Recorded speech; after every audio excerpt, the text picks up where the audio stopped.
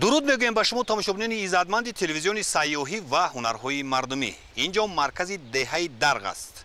از مرکز ناحیه عینی تقریبا 60 کیلومتر و از شهر دوشنبه پایتخت جمهوری تاجیکستان تا این دهه 200 کیلومتر راه است. ما عین زمان همراه یک گروه ساکنان محلی نقشه داریم به موضع فرزاد سفر نماییم. در این سفر ما تقریبا 15 کیلومتر راه را توسط واسطه نقلیات طی نماییم. شاید پیاده هم سفر نماییم. برنامه اکوتوریسم است منظورتان.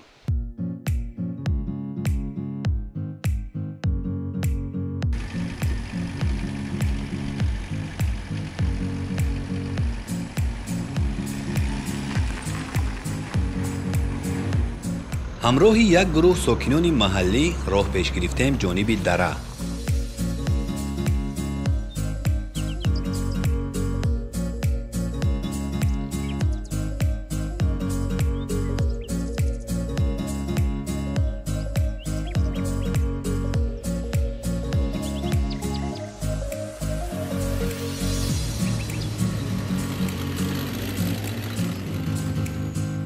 از دهن نبرآمده در شفت راه نشونمای خوب زراعت کشاورزی و غرق حاصل درختان را دیدیم. دایر به وضع زندگی مردم در برنامه دیگر معلومات می‌دهیم. حالا تنها دایر به امکانیت‌های دره فرزاد می‌گوییم. درآمدگاه دره نسبتاً تنگ است ولی راه افکنگرد سفته. این از آن شهادت می‌دهد که ساکنان برای خود شرایط فراهم آوردند و راه مذکور را پیوسته نگاه و بین می‌کنند.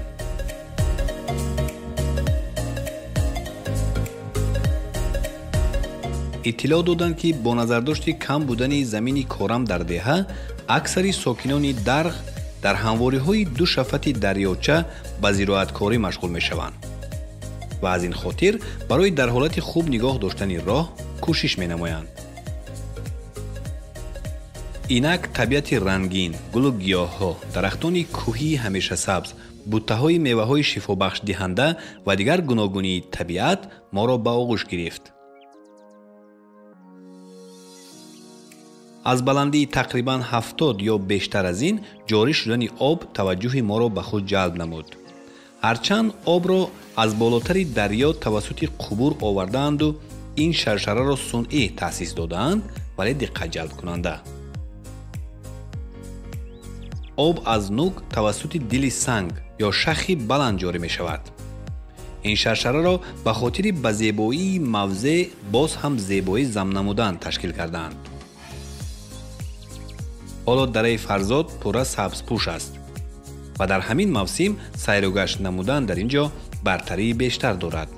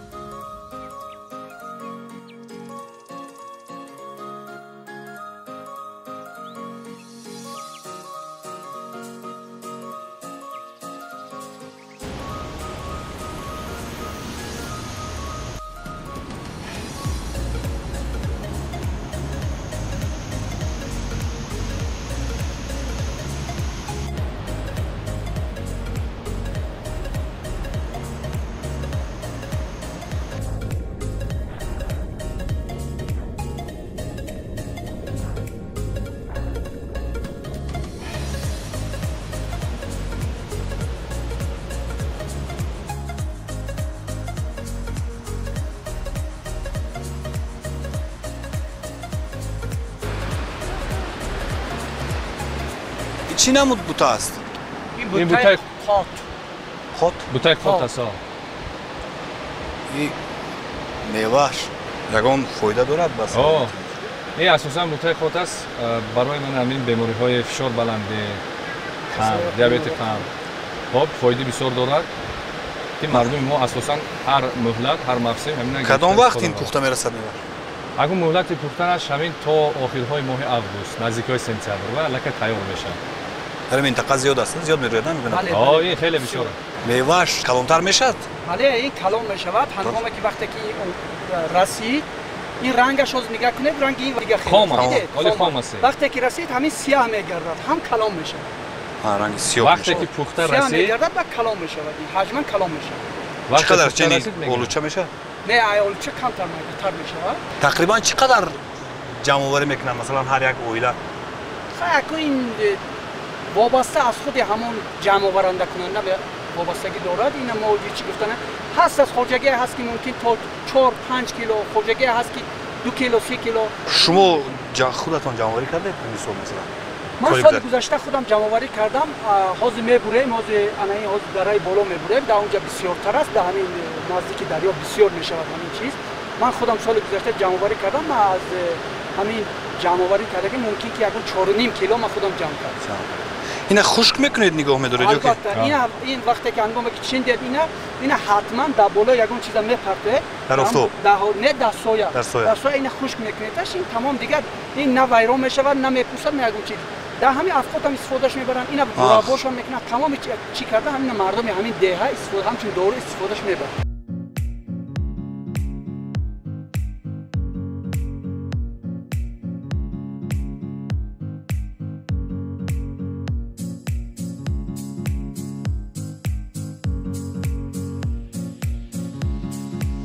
бӯи атрогини гулӯгиёҳ ва обу ҳавои салқин ба кас рӯҳияи болида мебахшад. ташкили хатсайри сайёҳӣ ва ҷалби сайёҳони дохилию хориҷӣ ба ин мавзеи дилфиреби ватан аз манфиат холӣ нест.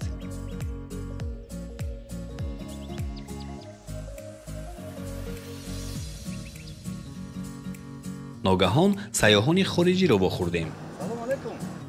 аз суҳбат бо онҳо сарамон ба осмон расид ки ин қадар ватани моро васф мекунанду дӯст доштаанд.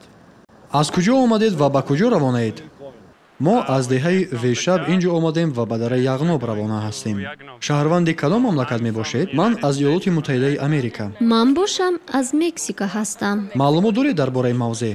як китобчае ҳаст ки дар он оид ба зарфиятҳои сайёҳии тоҷикистон маълумот пешниҳод карда шудааст ва мо маълумотро аз ҳамон китобча гирифтем.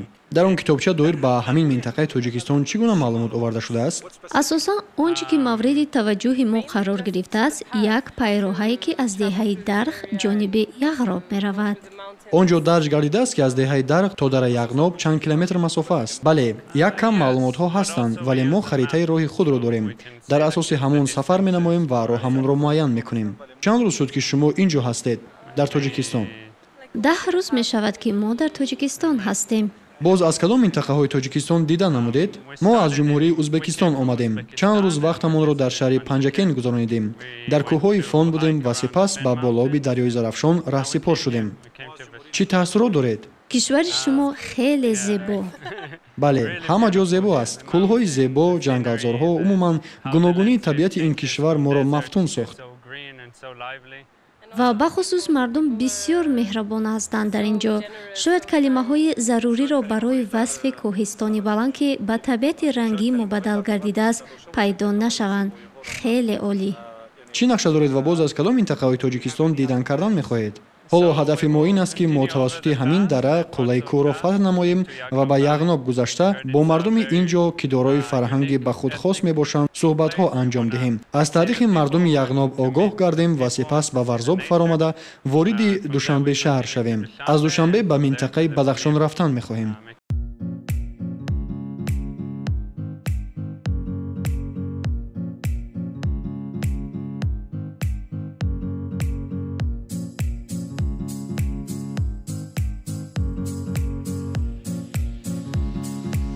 доир ба дараи фарзод ривоятҳо зиёданд ки зимни барнома марҳила ба марҳила хоҳем гуфт. акнун дара нисбатан васеътару паҳнотар мешавад.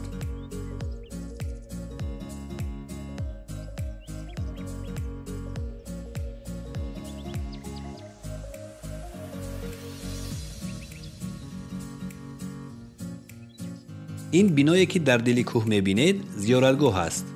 қисса мекунанд ки дар гузаштаи хеле дур шахсияти фарҳангии маъруфе аз таъқиби душман фирор намуда ин ҷоро макон интихоб намудаву ва дар дили ана ҳамин кӯҳ вафот кардааст. аз ривоятҳои халқӣ аз даврони хело қадим ин зиёратгоҳ маъруф ба зиёратгоҳи таги барози Искидар маъруф аст ва ин зиёратгоҳ на танҳо зиёратгоҳи мардуми худи деҳ, балки зиёратгоҳи мардуми мусулмонтабори давлатҳои ҳамсояи мо, Узбекистон, Қирғизистон, махсусан аз шаҳрҳои Бухоро, Самарқанд, шаҳри Сабз, Фарғона, Бишкек инҷо бо мақсади зиёрат ташриф меоваранд. ин мавзеъе ки мо айни ҳол қарор дорем, ин мавзеъи Искидар ном дорад. Искидар дар луғати суғдӣ маънои дарғи болоро дорад. яъне мардуме ки дар поён зиндагӣ мекарданд, дар гузаштаи таърихӣ дар ҳамин боло зиндагӣ мекарданд. инҷа деҳаи пештараи дар ҳамин ҷо будааст, зеро дар болотар аз инҷо ғорҳо ҳаст, камарҳои санг ҳаст ки нишона аз он аст ки инсонҳо дар инҷо зиндагӣ мекарданд. далелҳои таърихиашон ҳаст ва далели дигари таърихие ки дар инҷа инсонҳо зиндагӣ мекарданду дарғи боло буд, ин дар ҳамин Арчазор аст ку дар Арчазор ғор аст ва дар назди ғор ҳамворие ҳаст ки дар он ҷо қабрҳо ҳастанд. дар ин ҷо қабристон аст, бале, дар ин ҷо қабристон аст ки ин далел аз ҳаминҷа дар гузаштаи таърихӣ зиндагӣ мекардаги мардум буд. аз ривоятҳои аз гузаштагон, аз ривоятҳои халқие ки ба мо мерос мондааст, инҷа мазори хоҷаи ғор мегӯянд.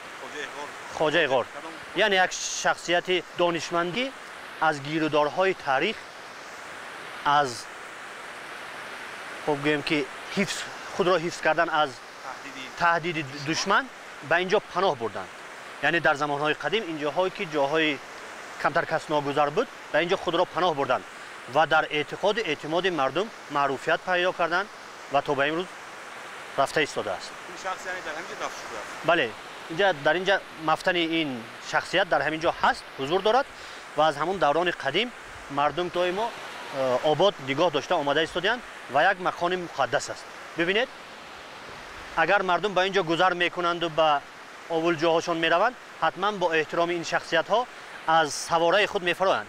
яъне чӣ хел саворае ки дошта бошанд, бо эҳтиром аз инҷа пиёда шуда, баъд аз 500 метр боз аз сари нав савора шуда мераванд. ҳамин хел макони муқаддас аст ки аз қадимулайём, аз гузаштагони мо ба мо ин чиз мерос мондааст. ва ин ҷойҳои муқаддас, ин маконҳои муқаддас ба ин дара кам нестанд, хело зиёд ҳастанд ки баъдтар ҳозир буромада мебинем.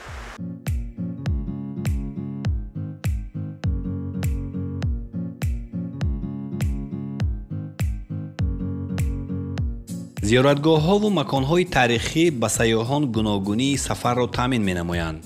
агар шахс ба хотири сайёҳати экологӣ ба ин мавзеъ ояд, ҳамчунин аз меҳмоннавозии мардуми дарғ баҳравар мегардад, ки ин мешавад сайёҳати гастрономӣ. дар ин баробар аз маконҳои таърихӣ зиёрат мекунад ва доир ба таъриху фарҳанги мардуми деҳ маълумот мегирад.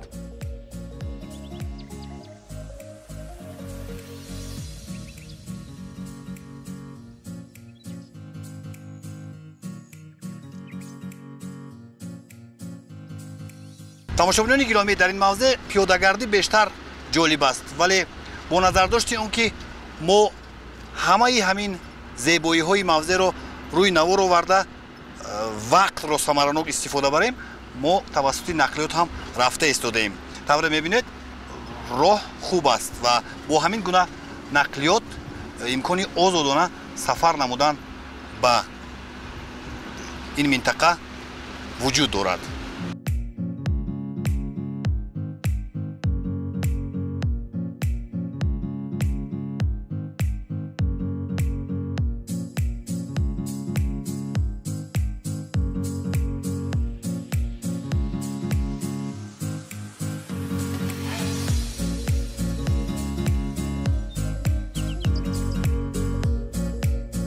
бо пешниҳоди ҳамроҳон ё огоҳон аз ин мавзеъ роҳамонро як кам тағйир додему чанд нафар ба тарафи рости дарьё гузаштем.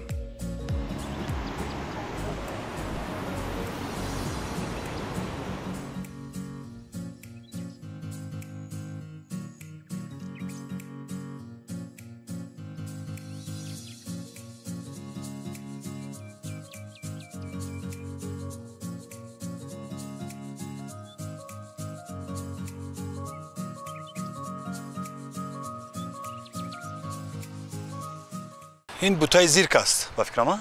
зирк برای خوراک بسیار خوراک رو بولازد میکنند.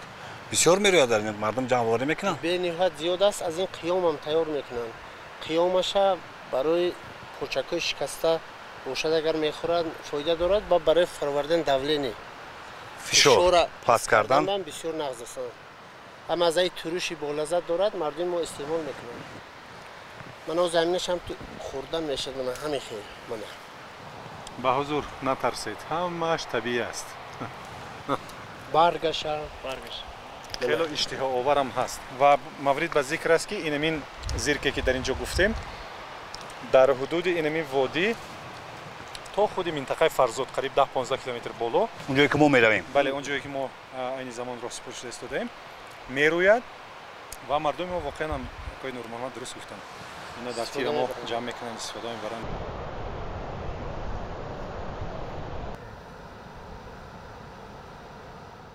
انامین بوتان بسیار گلی تبابتی است. اینا مردم ما انامین گلش جمع میکند بعد همراه چای کبود یا چای سیاکتی آمیخته میکنیم چای کرده می نوشیم. بسیار یک لذت ارامتی عجایب میدارد برای چای نوشیدن. با داروگی هم دارد ترکیبش. یا بر همین چشیده بینید این طعم شیرین دارد بسیار بولذت است. یعنی که گلش رو با چای همراه میکنیم ها یک جا کرده چای کرده می نوشیم. یگان ضرر ندارد به سلامتی؟ نه یگان ضرر ندارد. این فایده دارد که ضرر ندارد. اثبات شده است. اثبات شدگی است که این فایده دارد. مردم ما از قدیم الایام این استفاده میبرند. بویش اینقدر بلند نیست است که چای با یک لذتی بهتر میدارد برای نوشیدن چای خوشتر میشه. این زیره است نه به فکرم؟ بله این زیره است. در همین منطقه‌ای که ما این زمان سیاحت کرده استادیم بسیار میروید. بسیار یک گیاه فایده آور است و شفا بخش هم هست. در مثلا طعام‌های ملی به مانند آش، به مانند کباب و دیگر طعام‌های ملی استفاده میبرند. همچنین در طب خلقی بگیم وقتی که کودک شکمش دمیش میکند آب همین را استفاده میبرند و از دمیش میماند و در عموم برای طب انسان وقتی که در غذا استفاده می شود و برآوردن مانده شدگی انسان بسیار عین مدوا است و فایده‌آور است. بله. کدام موقع پخته میرسد این؟ تقریبا 20 ایول الکی در اینجا آماده می شود و مردم ما آماده از همه همین منطقه ها جمع آوری میکنند. بله. و وسیع استفاده میکنند. در بازار هم این نمودی گیاه شفا بخش خریدار زیاد دارد. بله خریدار زیاد دارد و یک عنعنه است که هر سال تیر ماه تقریبا ماهای آگوست سپتامبر بسیار مهمانان به دهه ما تشریف میآورند و میپرسند که زیر خود کورا و دیگر نمودهای گیاهای شفا بخش اگر باشد شکل خشکیده‌اش به ما بفروشید.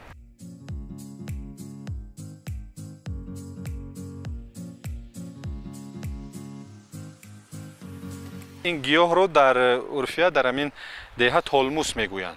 در تمام نمود شکسته‌بند همین رو میکوبند در شکل نمین تر و بگیم که در همون جای شکستگی، لط خوردگی، سیاگشتگی یا عموما ضرب خوردگی میمونند. در حقیقت هم درد میگذرد و همون ورم میشینند.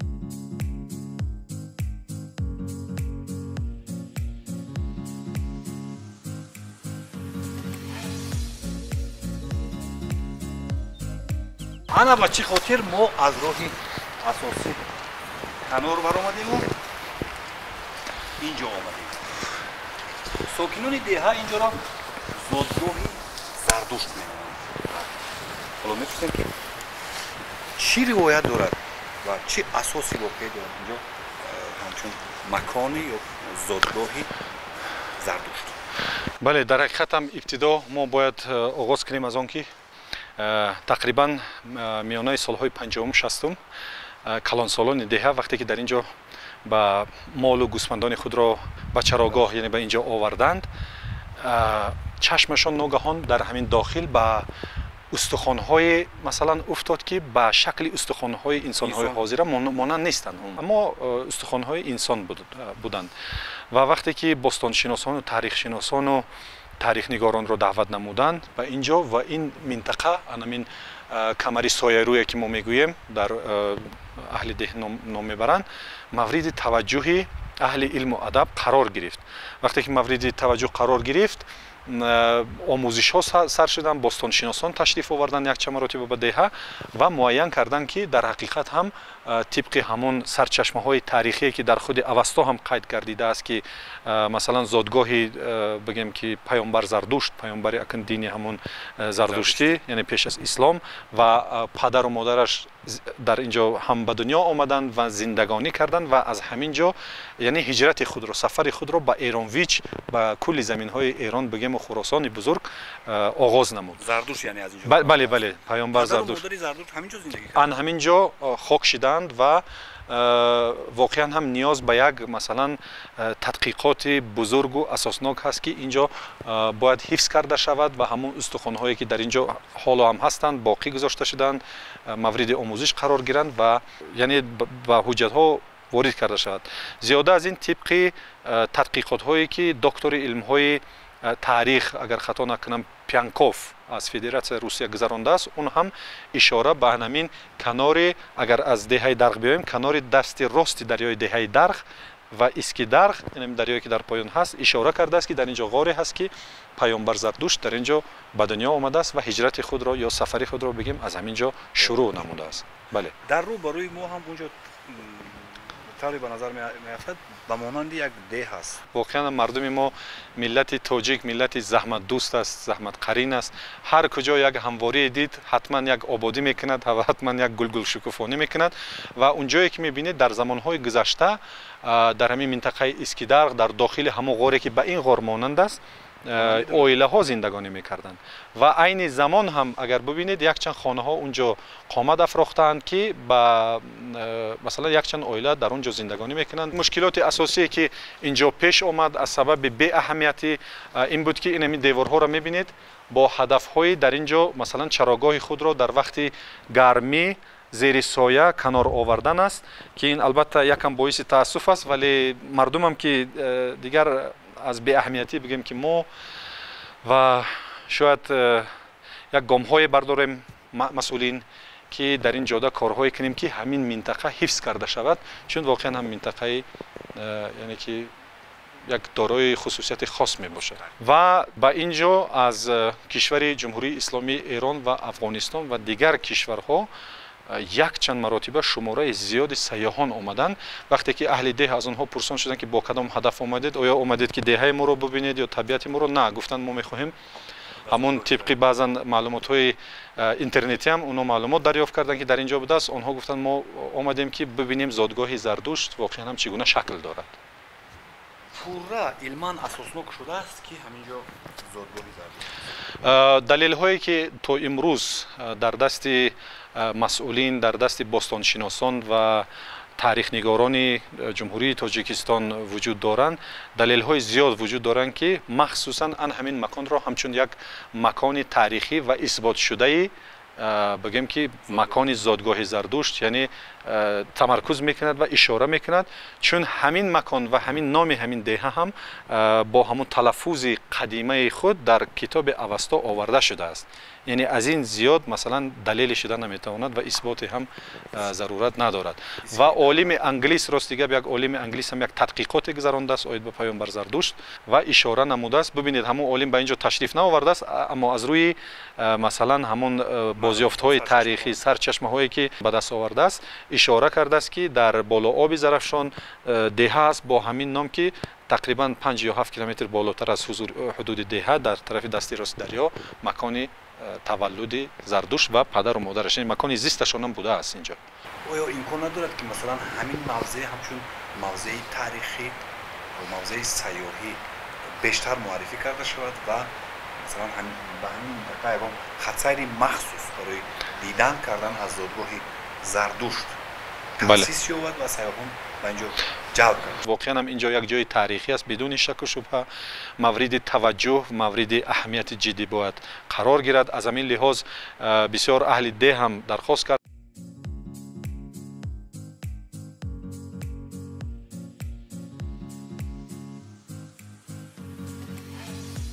дар сурате ки зиндагӣ кардану дар ин мавзеъ ба дунё омадани Зардушт қисман асоснок шудааст, пас чаро миёни оламиён тарғиб накард ва ин маконро ҳамчун макони зиёратӣ ба манфиат истифода набурд?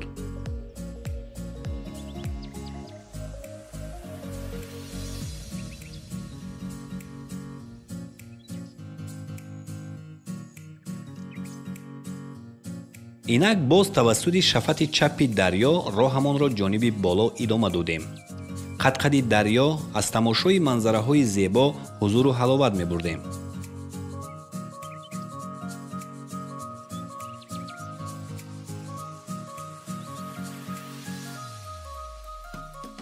тавре дар навор мебинед, ҷозибияту гуногунии биологии мавзеъ касро мафтун месозад.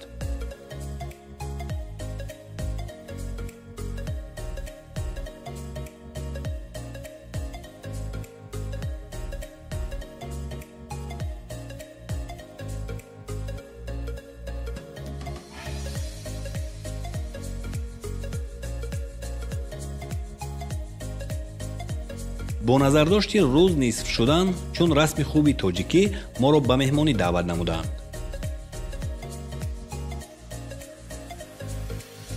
анъанаҳои қадимаи мардумӣ дар деҳоти мамлакат хеле зиёд ҳифз гардидаанд, аз ҷумла наҳдгӯӣ дар кӯҳистон.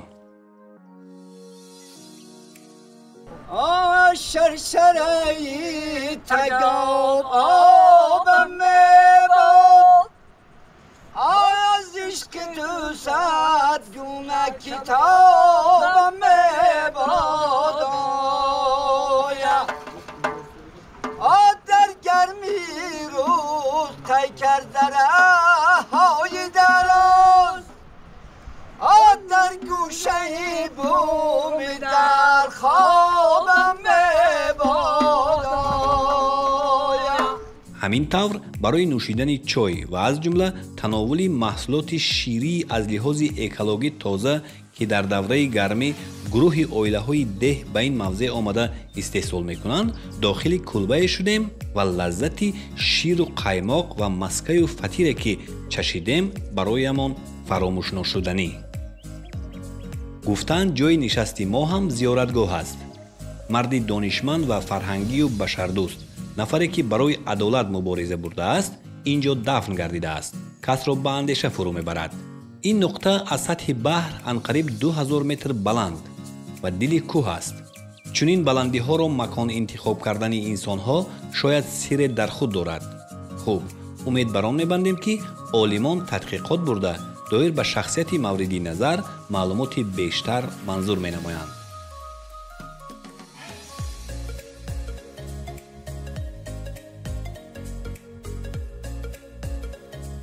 баргаштему дар дуобае, яъне ҷое ки аз ду тараф об ҷорӣ шудаву бо ҳам пайваст мегардад, таваққуф кардем.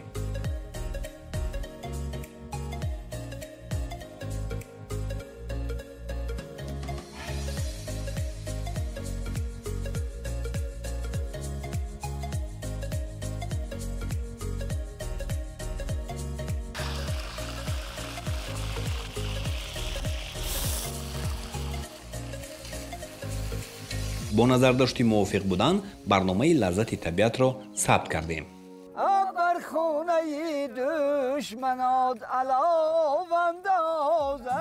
ин барномаи алоҳида аст. тавассути воситаи нақлиёти ҳамаҷогард роҳамонро идома додем. ногаҳон пешпеши мошин кабкҳоро дидем ки медавиданд. дар хусуси кадом намуд парранда ва ҳайвонот сукунат доштанд дар ин мавзеъ бо яке аз ҳамсафаронамон ҳамсӯҳбат хоҳем шуд.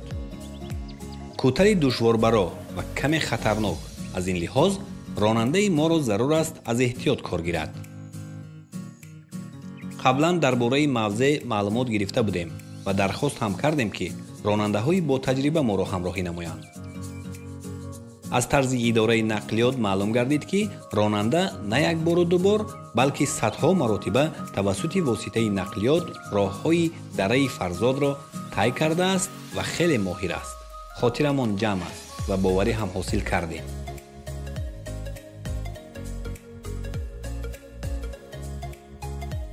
ана ҳамин ҳамворӣ мавзеи Фарзод аст ва дараи тӯлониву дорои гардишҳои зиёд маҳз аз ҳамин ҷо Фарзод номгузорӣ шудааст. чаро Фарзод? гуфта мешавад ки дар гузаштаи начандон дур Фарзод ном шахсе аввалин шуда дар ин мавзеъ кулба бунёд кардаву ба чорводорӣ ва зироаткорӣ машғул шудааст. ҳамин тавр мавзеъро бо номи ӯ гузоштаанд.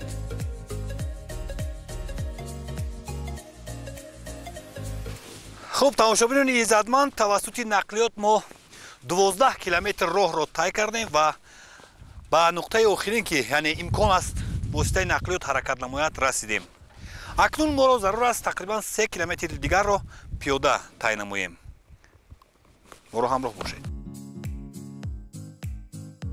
моро зарур аст ана ҳамин кӯтали вазнинро фатҳ намуда ба нуқтаи баландтарини мавзеъ бароем. аз лиҳозе ки баландии роҳ дар баъзе ҷойҳо аз 90 дараҷа бештар аст, каме душвор.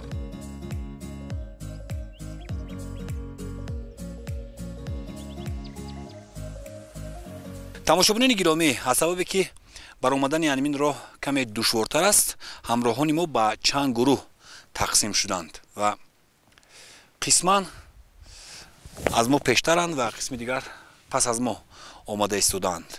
ин нуқтае ки мо айни замон қарор дорем аз сатҳи баҳр зиёда аз 3000 метр ё аниқтараш 3066 метр баланд аст ва моро зарур аст боз тақрибан 2 километр роҳро тай намоем ва то ба нуқтаи охирин расем.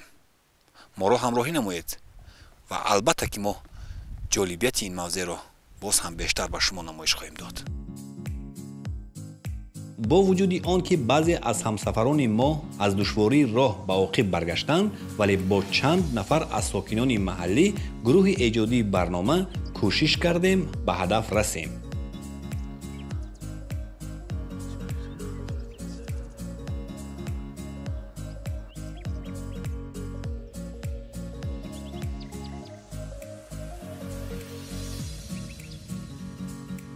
ҳамин тариқ ба нуқтаи охирини масири интихоб намуда расидем. хеле шоду масрур гардидем. ҳаво нисбатан сард, вале форам.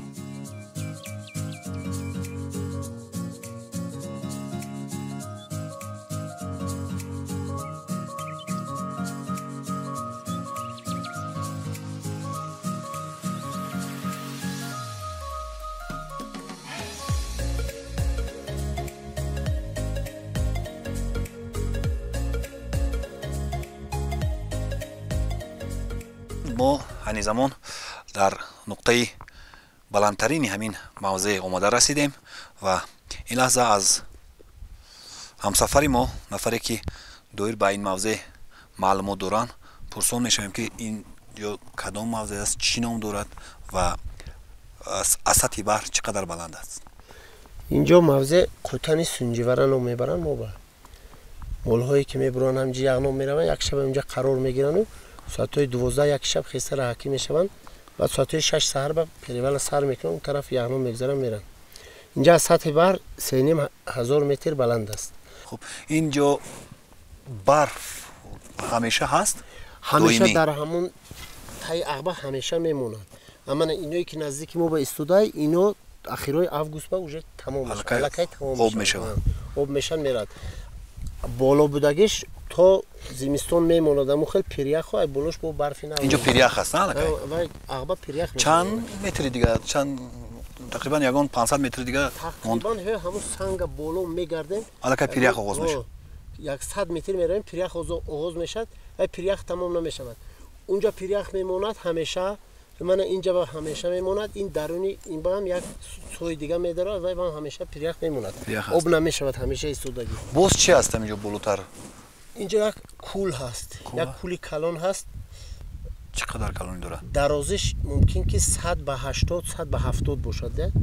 хеле мавзеъ ин ҳамин территорияи мо чӣ қадре ки ҳудуде ки мо ишғол кардем, анамин ҳудуд ба ҳамҷо кул ҳаст. айнан ҳамин хел ҷо ҳаст, пастӣ ҳаст, ай ду тараф кӯҳҳо буромадагиан, ҳамин ҳудуд ба ҳамҷо як кули калон аст. чуқуриаша мардуми мо ва кули бетаг мегӯянд. чуқуриша намедонем чӣ қадар бошад ва диданам намешавад.